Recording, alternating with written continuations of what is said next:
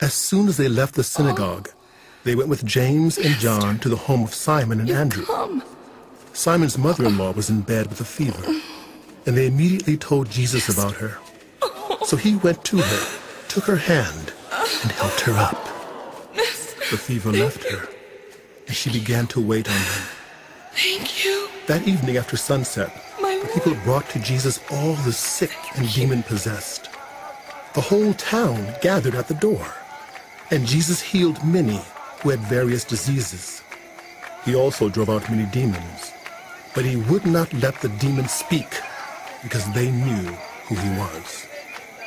Very early in the morning, while it was still dark, Jesus got up, left the house, and went off to a solitary place where he prayed. Simon and his companions went to look for him, and when they found him, they exclaimed, "Everyone is looking for you." Jesus replied, "Let us go somewhere else, to the nearby villages, so I can preach there also. That is why I have come." So he traveled throughout Galilee, preaching in their synagogues and driving out demons.